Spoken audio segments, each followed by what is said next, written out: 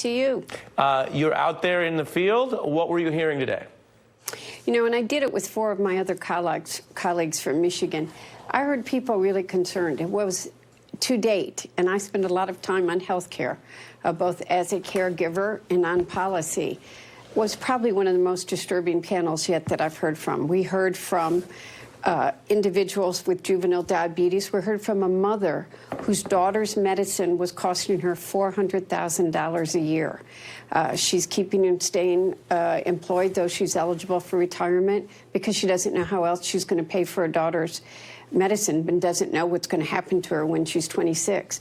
We heard from an adult, a young woman who was in her 20s, who works for the of Michigan. Her husband is an engineer with General Motors. She's a juvenile diabetic. And how much, with those 2 good insurance plans, how much her health care is costing her, the need to go to Canada to buy her insulin and other medicines that she's had. And we heard from the chief medical doctor at the hospital we were at, who had a patient today that was in intensive care who would be okay if they could take a medicine for 14 days. This patient had insurance, but the insurance company wouldn't pay for the medicine, so they can't give the patient the medicine the person needs, so that patient stays in intensive care, not getting the medicine they need. Pretty frightening stories. Yeah, and very important stuff. And obviously, I think you and other Democrats have argued this is what you really care about. This is why you want to be working on these issues.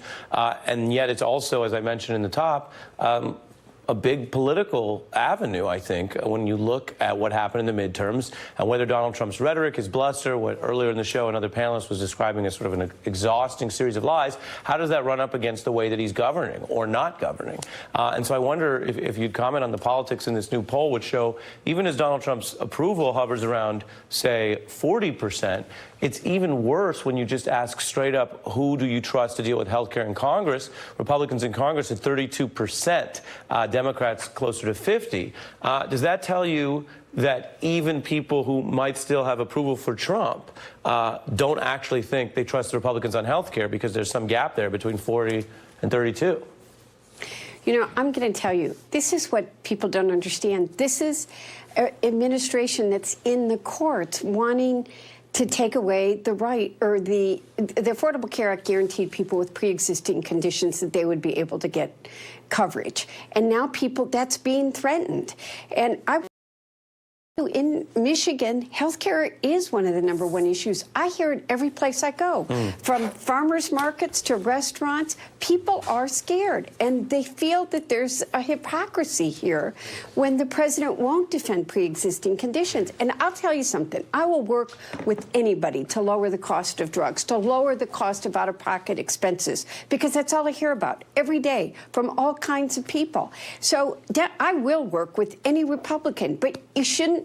Instead of trying to repeal the Affordable Care Act, we need to work with each other to help lower prescription drug prices. That's what people want to see. And they want to see us work together to get it done. They're tired of partisan bickering. You say they're tired of the bickering. One Republican who's going his own way on a bunch of issues, I'm curious because he's also near your district, is Justin Amash. You know about him. You know, he posted something we don't see from a lot of your Republican colleagues. He said, after thinking it over, he has his conclusions that Attorney General Barr misrepresented the Mueller report, that Trump engaged in impeachable conduct, partisanship, something you were just talking about, has eroded our system of checks and balances, he argues, and that few members of Congress have read the report. 4 points. Do you agree with him on those? And how do you think it's playing since you guys are out in similar parts of the country there? So, first of all, I want to make it clear Justin Amash is my friend. We don't agree on many things, but we do agree on a lot of things. And he and I have fought for religious freedom very closely together on a number of issues. I've read the report. I'm now in my 3rd reading. And I'm deeply disturbed by what I read in this report. It talks about Russia trying to divide us as a country. And that's where I'm not sure what we do right now. I've said this before. I'm very conflicted because what's clear, this underlying theme, is that Russia's trying to divide us, and we are a divided country. I had something happen. I went to a bagel place with a group of men that I've had breakfast with for 20 years. By the time I left the bagel restaurant today, the entire bagel place had somehow become involved on either side of where they stood on people. I had gotten yelled at by somebody. Other people came and defended me. Someone screamed at me about we need to impeach. Somebody else started screaming. And I thought, what are we coming to when you can't go to get your bagel and not have people actually yelling at each other inside a bagel place? That's how divided this country is. First of all, you're speaking my language, Congresswoman, because to me, a little bagel with a little schmear, I mean, that's how you want to start your day without any drama. But as to the point you raise, I mean, I think Speaker Pelosi is widely seen as having decided, and you all picked her. She's got the most important job in the Democratic Party. She's got the power. Take a listen to what she says, which is basically respectfully, methodically, carefully, but ultimately against impeachment. Take a look. What we want to do is have a methodical approach to the path that we are on, and this will be included in that. But not any one issue is going to trigger, oh, now we'll go do this, because it's about investigating, it's about litigating, it's about getting the truth to hold everyone accountable, and no one is above the law.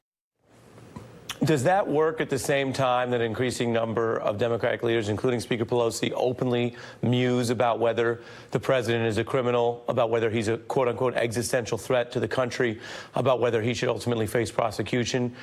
At what point is the Democratic Party's message, Donald Trump is the worst thing ever, but not impeachable, and does that hold? Well, I think I agree that we've got to get the facts and you've got to establish the record. And I think that a lot of people have to come along as we do it. I think this week is a deeply disturbing week when we've had a discussion about if a foreign government asks or wants to provide information about somebody, would you report it to the FBI? And it's not automatic. Any of us should know that any foreign government trying to interfere in our elections in any way, shape, or form should immediately be reported to the FBI. But I also know that as today we're working on health care, there are a number of issues. We can do both. We need to investigate. Nobody is above the law. The Speaker is absolutely right about that. But while those committees are investigating, gathering the facts, we also have to deliver on health care, which we talked about today. We need to deliver on infrastructure. In Michigan, we talk about fixing the damn roads every single day. People are concerned about this. We have to do something about trade. We've got to, trade's going to be as big an issue in this state as health care is. So there are issues that people care about every single day, and we ought to keep the country together and work together on those issues, but we also have to hold people accountable. Nobody is above the law. You think Trump could still win Michigan again? I think that polls are a snapshot in time. I told people 2.5 years ago I thought he could win, and everybody thought I was crazy. I think it's 18 months between now and next November. It's a long time between now and here, but we don't deliver. If elected officials, period, don't deliver on health care, don't deliver on trade, don't deliver on infrastructure, we're all going to be held accountable. So let's see what we get done between now and next November. And President Trump needs to deliver on health care and trade. He needs to lower prescription drugs. That's what people really care about. Some straight talk. Should we end with a bagel question? Go ahead. Are you plain or are you more salmon schmear? I'm everything. Everything bagel. Everything bagel. Well, and isn't America ultimately the everything bagel? They are. Right? That's what's great. It's better if you have a little bit of everything. Why pick one thing? It makes our country stronger. Hey, I didn't know we were gonna end there. Congresswoman Debbie Dingell, who's working on health care, who's telling us